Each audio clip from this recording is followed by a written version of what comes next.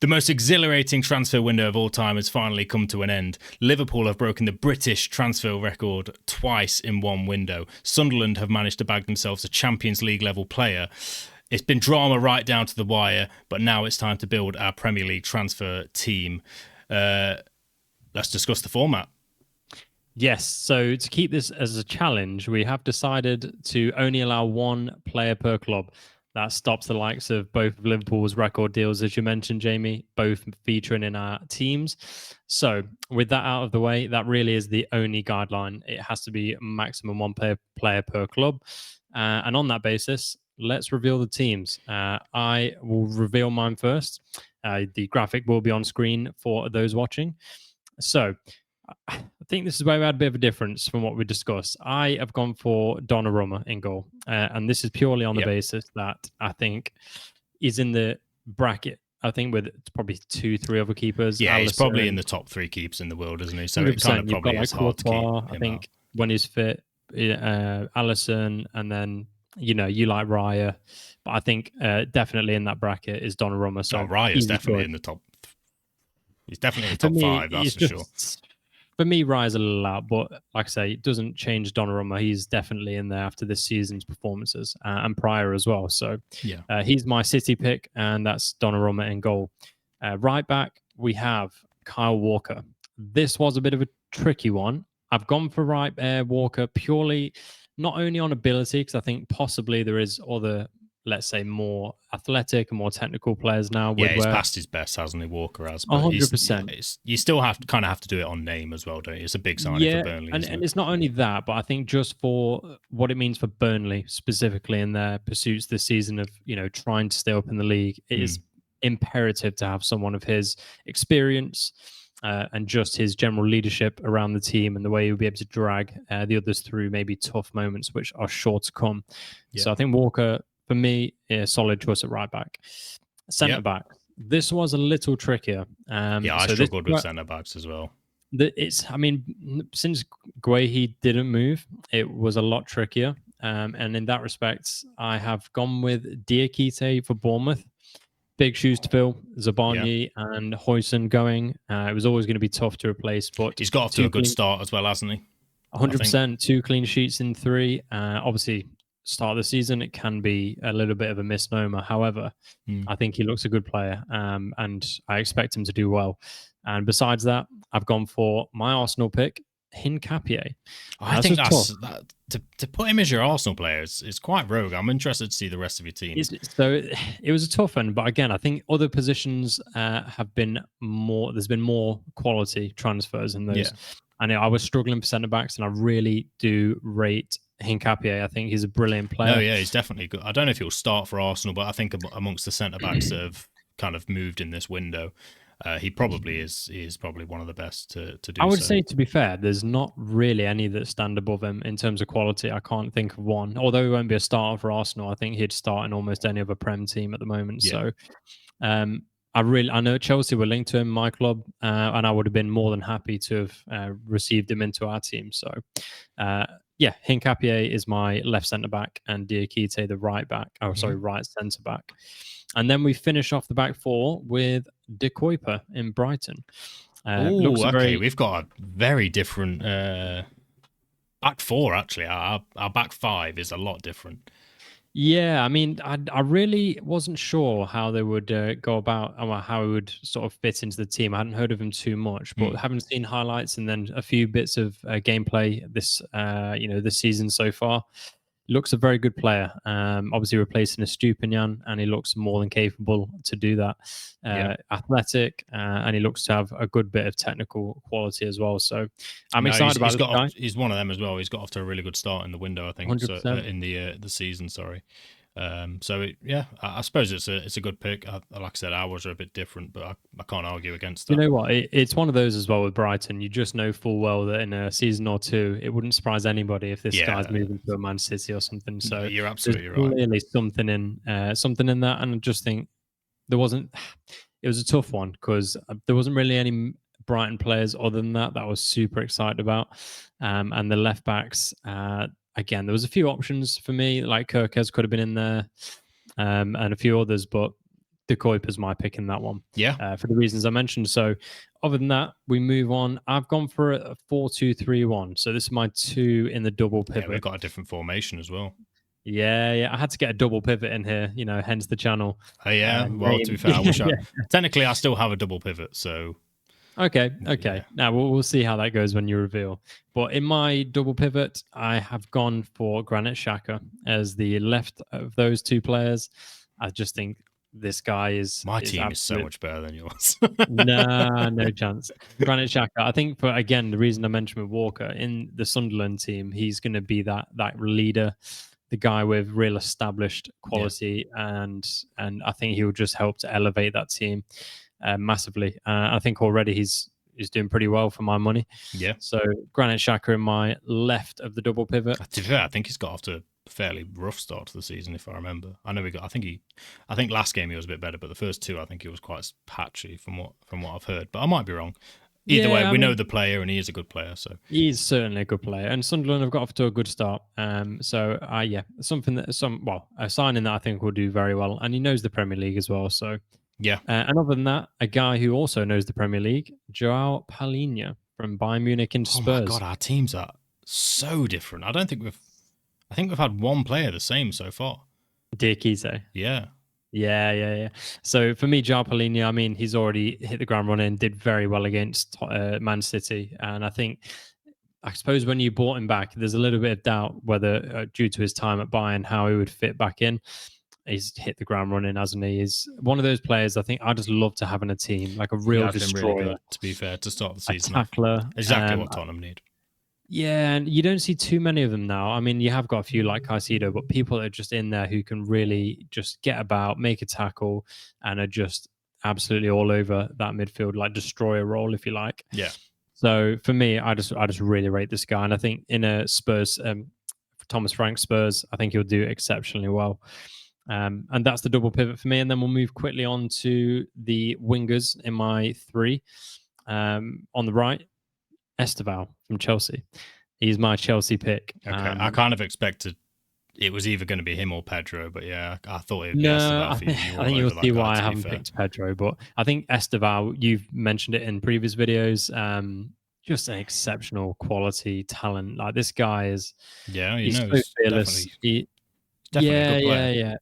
He's just fearless for his age. I know that oftentimes that people can shrink into the Premier League. It's a difficult league, as we all know, to hit the ground running, and to make it even more difficult, he's got almost no other. Well, he's got no other European top flight experience. He's only 18, and he's quite a small guy as well. Like frame wise, he was sort of touted to struggle with the physicality, but I thought he would as well. I remember we spoke about it. I think it was during the Club World Cup, wasn't it? That I said I don't think he'll be able to deal with the physicality of the Premier League, and so far he's definitely lived up to it. So yeah, and I think it's just his talent and sort of dribbling ability, ball playing, things like that are already shining through. Like the assist against West Ham, man of the match performance. I don't know if it was quite deserved, but he was certainly in the mention for it. Yeah. And to achieve something like that at his age, for all the reasons I mentioned, you can just see this guy's ceiling is insanely high. Yeah. And whilst that also might be, his sort of ceiling for talent, I think at the moment he's already delivering at a good level. So I think an easy pick for me for the Chelsea boys. Super excited to see what he gets up to for the rest of the year. And then this is where I think we might diverge slightly. I suspect we might have chose the same left winger, but I'm going to tell you my number 10. And that is Mateusz Cunha from Manchester United. Okay. Again, do you know what? Our team is, other than one player, we've got none on this the is list. Good. We didn't script this at all. We don't know each other's teams, but yeah, no, I think Cunha, you know what? He's a player United needed. They needed somebody who knew the league. He had guaranteed quality, and he could just come straight in. Now, whether they actually needed a 10, I don't know if they actually did, to be totally fair. Yeah, I think they needed other positions more, didn't they? But he's a good 100%. Player, so. But it doesn't take away from him. And I think in the games he's played, he looks like an absolute tank. He has ran through with the ball several times, just pushing players over, past them. And usually he's got some quality behind it as well. And he seems to really want to take the Man United shirt, by the collar. Yeah. And a lot of players struggle to, mentality-wise to do that. So I just think he's good. Yeah, it's too fair. It's the type of player United need, isn't he, with his kind of his 100%. mentality. So right age, and he's got all the physical and technical ability to kind of drag United hopefully to a top half finish. So yeah. I mean, I say hopefully. Like I say, I've got no dog in the race, but it's sad to see a legacy club of Man United stature in the bottom half of the league, isn't it? So Yeah. I'm hopeful that he can light up Old Trafford and give us some interesting goals and moments this year. Yeah. And other than that, a player who I think if you haven't picked him, I'll be very Isak, shocked. yeah, we've both got Isak, so let's do left wing. Yeah, well, yeah, striker Isak. Do I even need to expound on that? I mean, the guy. No, is the best striker that could move in this window. To be honest, I think so. Yeah. Probably in the top 5 strikers in Europe, guaranteed in the Premier League. Just a Rolls Royce of a player. Yeah. And then left wing Jack Grealish. Yeah, our teams are completely different. Did you not pick Grealish? I did. Seriously? Almost. I'll be honest. It was between him and the person that I've picked. But no, I've not got Grealish. I'll be honest. Grealish? It was very, very close. It could have been Grealish. Oh mate, honestly, the guy's got 4 assists in his. I think 2 or 3 he games had. So to be fair. You know what? Thinking about well. that, it probably would be Grealish just for the start that he's Loan gone off as to. well. Like the finances behind the deal for Everton, exceptional. When he moved, there was talk of there being like a 50 million release clause and sort of buyout option at the end.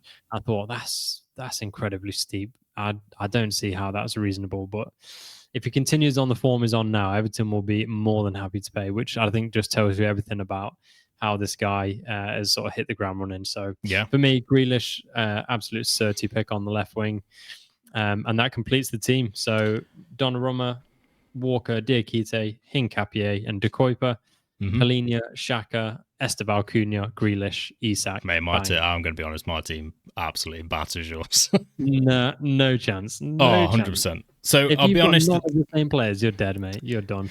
So you already know the keeper's different. I didn't go for Donnarumma just because I wanted a different City player somewhere else. So I've gone for Queven Kelleher in goal. Back 4 of Geertruida from Sunderland, Diakite, Thiaw from Newcastle, and El Hadji Malik Diouf at left back. I like him. I was considering him as well, to be honest. It was between him and Truffert from Bournemouth, but obviously because I've got baller. Because I've got Diakite, and because I think if the centre back options weren't so limited, it probably would have been Truffert, but yeah, I had to try and fit in a different left back in. So El Hadji Malik Diouf is the one. Did you consider Frimpong or Kirk as any of your fullbacks?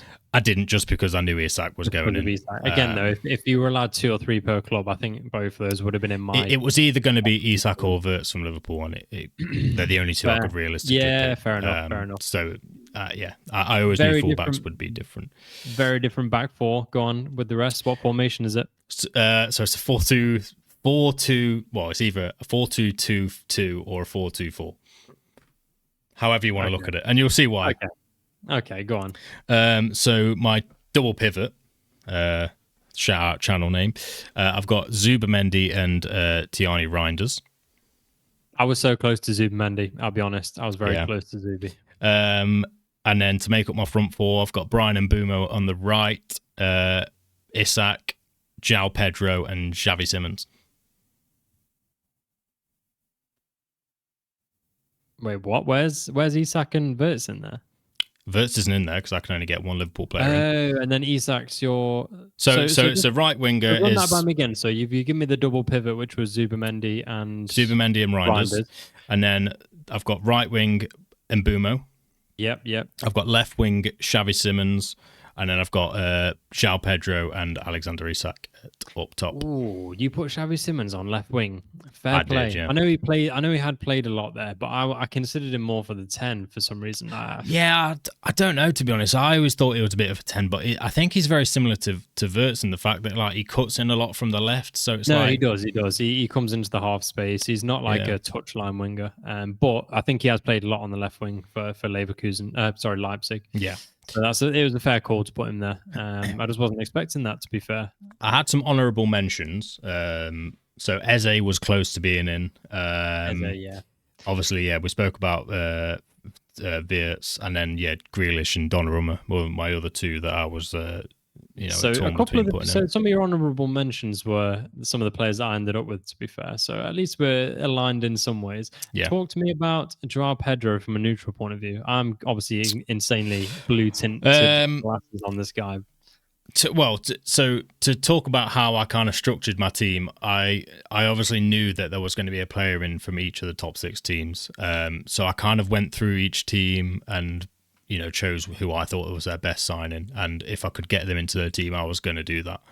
Obviously, I think Pedro has been your best signing, particularly the start that he's gotten off to. I didn't think he'd be able to carry it in from the Club World Cup, but he has. I think has he scored in every game so far? Yeah, so I think he got a goal. No, he didn't get. No one scored in the first game, Crystal Palace. No. But his other 2 games, you got a goal and an assist in both, hasn't he? I think he got a goal and an assist, or a goal and 2 assists against West Ham. Yeah, and then a goal, obviously, in the last game versus Fulham as well. Yeah, insane. And obviously, if you extend it back to the Club World Cup, I think he got a goal a game as well. Yeah. So, but yeah, and then. So it was only really ever going to be Pedro for Chelsea, I think, or maybe Esteval. But again, I needed to get a United player in, just obviously because the stature of the players, and I thought Mbeumo was the perfect guy. Mbeumo is a great player. To be fair, I did consider him, but I thought I like Cunha a lot. I think Cunha's going to come good. I think Mbeumo's looked very lively as well, I have to say, for the same reasons I mentioned about Cunha. Knows the league. I think he's been their best signing so far. I think it's fair to say. Yeah, I think so. I think performance-wise, I think he's probably performed the best of the 3. Probably, yeah, I think so Cunha far. missed the. Oh no, they both. I think they both missed a penalty in their Grimsby shootout. Yeah, they did. But no. I mean, I can understand that. I think just one of those. You don't want to say it too often, but guaranteed prem quality slots right in. Yeah, I think so as well. Interesting. We have a lot of difference, I have to say. I think my honourable mentions, I had Frimpong in there as a right back, Ait Nori at left back. Ait Nori, to be fair, I should have mentioned this. I didn't put him on my honourable mentions list, but I know I thought about putting him in. Yeah, 100%. I did think about Wirtz and Zubimendi as well. I think Zubimendi, it's just extreme quality, isn't he? He's a very silky player. Yeah, for sure. And to be fair, I was worried about how he might settle in physicality wise, and just Well, he had a tough game against Liverpool. I think it's fair to say. I think he was. I don't think he did too much wrong though. I don't think he was. No, but I think of all players, he's kind of been the one to be singled out the most, from what I can tell. Other than obviously Arteta and his pessimistic approach to the game, but yeah. But overall, I think he's dealt well with the Premier League so far. Obviously, it wasn't a bad game, I wouldn't say, for him. But no, that's fair enough. To be honest with you, the only other players that I did think about were, I thought, Walker Peters, West Ham at right back. Yeah, potentially as a free as well, I suppose. Yeah, I do like Walker Peters. And then centre back wise, it was tough. But I did also think about Mosquera and Leone. But obviously, Arsenal and Liverpool, there was obvious picks elsewhere. Yeah, I don't think you could have had Leone out of all the Liverpool signings. Dewsbury Hall at centre mid. He's got off to a really good start. The only Forest player I thought of, to be fair, was James McAtee. I think he might be a very, very good player. For them. So Other than that, though, I think we've got some decent picks. I wonder what the comment section will look like after this. Either complete hell or a lot of people agreeing with me. Yeah, let us know. Well, I think it'll be the other way around, but let us know what you guys think and whose team you think was better. And if we've made any obvious mistakes in the team, that would be interesting to know as well. I'm sure there's one or two we've probably missed here, but there's a Brentford fan saying Jordan Henderson somewhere. Yeah. To be fair, I mean, I don't mind Jordan Henderson as a shout, honestly, as a free. I think he's honestly, good signing for them. But yeah. That's pretty much the entirety of today's video. A quick sort of interesting transfer analysis if you're looking at it in different ways, but it's a fun one actually. I really enjoyed this one. But again, if you've made it this far, as always, really do appreciate that. New channel and everything, it means a lot to us. So comment, like, subscribe, all the usual jazz. But yeah, other than that, James, anything you want to add? No. We'll see you guys in the next one. Yes. Take care. Take care.